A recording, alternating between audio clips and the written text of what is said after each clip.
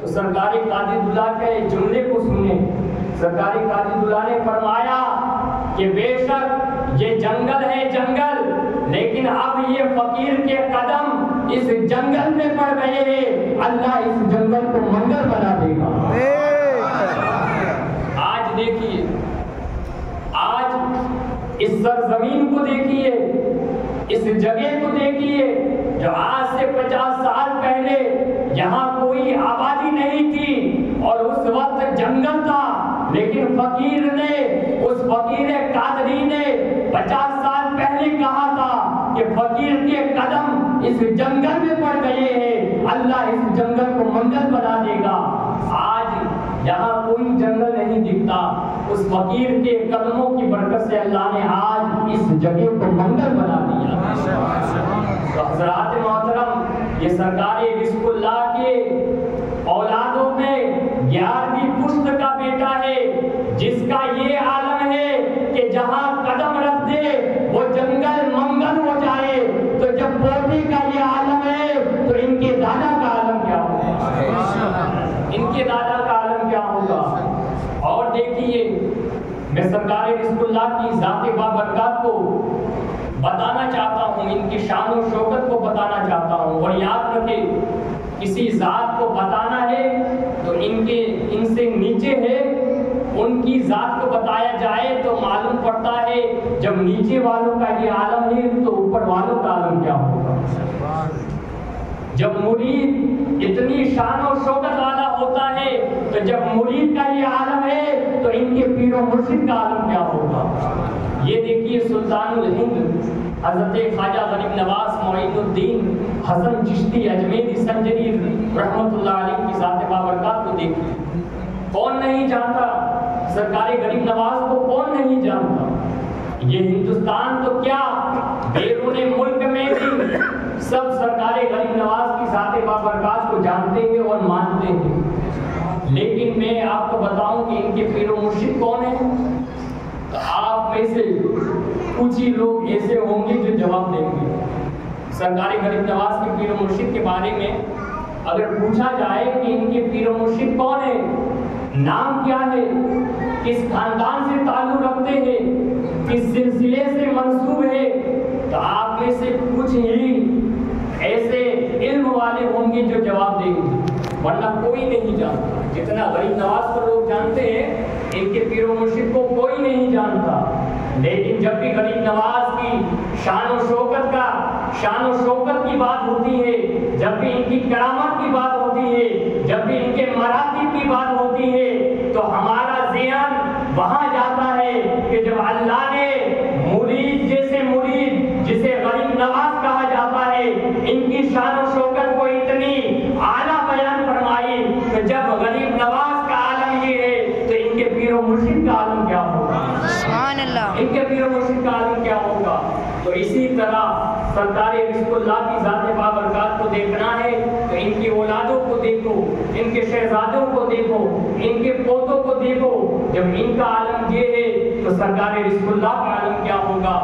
ایک سرکار رزق اللہ کی پوتوں میں سے ایک پوتا جس کا نام حضرت سید شاہ حسام الدین قادری رحمت اللہ علیہ، جو بڑے مجذوب تھے، بڑے مجذوب. ایک مرتبہ لکڑے کا گھوڑا پڑا ہوا، لکڑے کا، آپ نے دیکھا ہوگا کئی جگہ محرم میں نکلتے ہیں جسے دلدل کہا جاتا ہے، اس طرح لکڑے کا گھوڑا پڑا ہوا تھا گھاس کے یہاں. جب آپ تفریح کے لیے نکلے تو آپ نے دیکھا کہ لکڑے کا گھوڑا پڑا ہوا ہے اور نیچے گھاس اگی ہوئی ہے. حضرت حسام الدین گیلانی نے جب دیکھا تو آپ دیکھ کر کہنے لگے، ابے دیکھتا کیا ہے، گھاس کھا لے. اتنا کہنا تھا کہ وہ لکڑی کا گھوڑا گھاس کھانے لگا. سبحان اللہ. صرف اتنا کہا، کیا دیکھتا ہے، گھاس کو کیا دیکھتا ہے، گھاس کھا لے. سرکار حسام الدین گیلانی کے زبان سے یہ کلمات نکلے، وہ لکڑی کے گھوڑے نے گھاس کھا لی.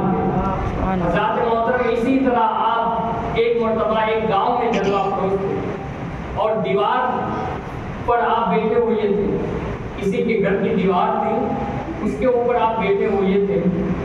اب لوگ تھوڑی دیر کے بعد لوگوں نے دیکھا کہ باپو بیٹھے ہوئے ہیں، بڑے مصروف تھے. اور مصروف لوگوں کا عالم تو آپ جانتے ہی ہیں، انہیں دین و دنیا کی کوئی فکر نہیں ہوتی. بیٹھے ہوئے ہیں دیوار کے اوپر. اب لوگ آتے ہیں باپو کو دیکھتے ہیں، کوئی مانتا ہے کوئی نہیں مانتا ہے.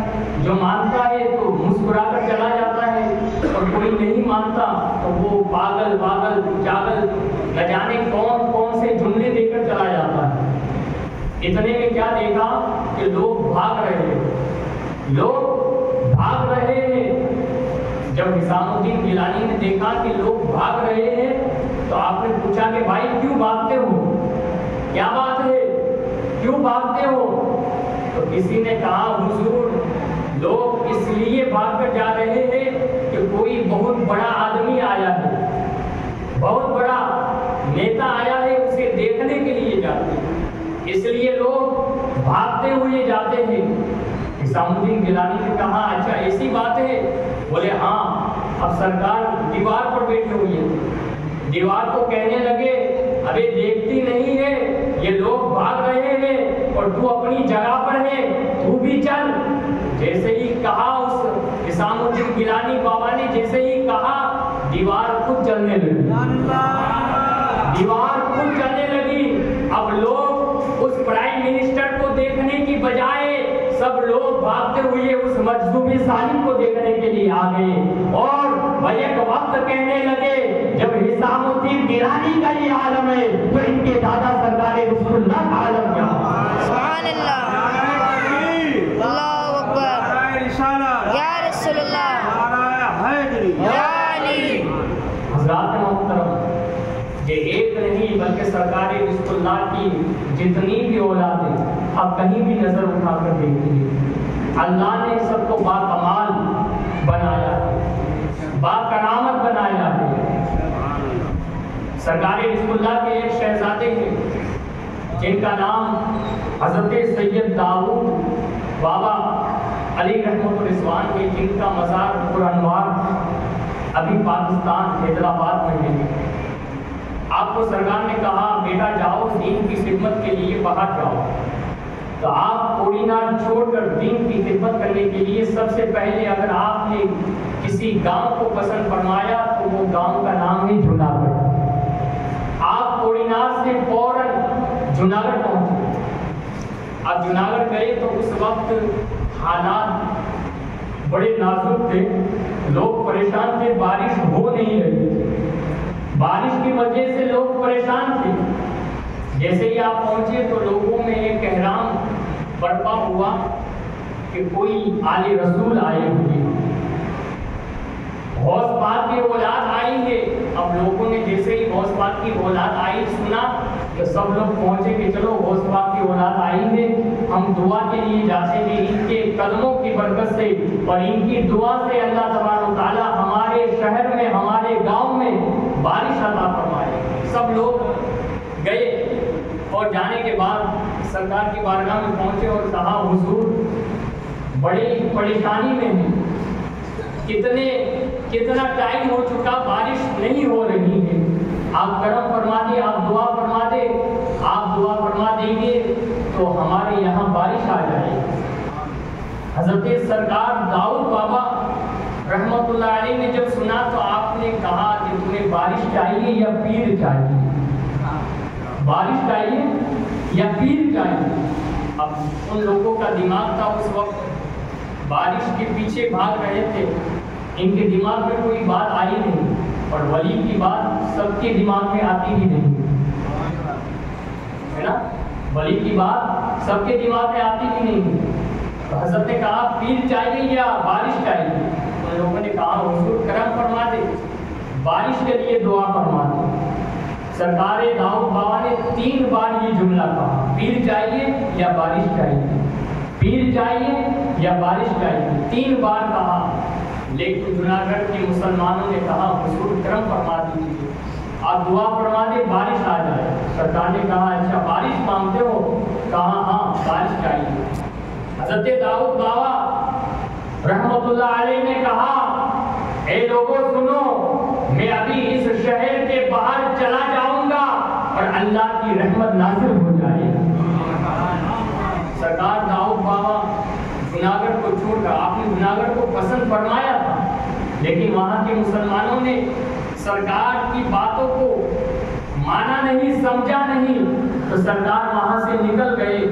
اور تاریخ میں یہ آتا ہے، جناگڑھ میں آج بھی لوگ بیان کرتے ہیں اس تاریخ کو کہ سرکار داؤد بابا نے جیسے ہی جناگڑھ کو چھوڑا بادل گھیرا گئے اور اتنی بارش ہوئی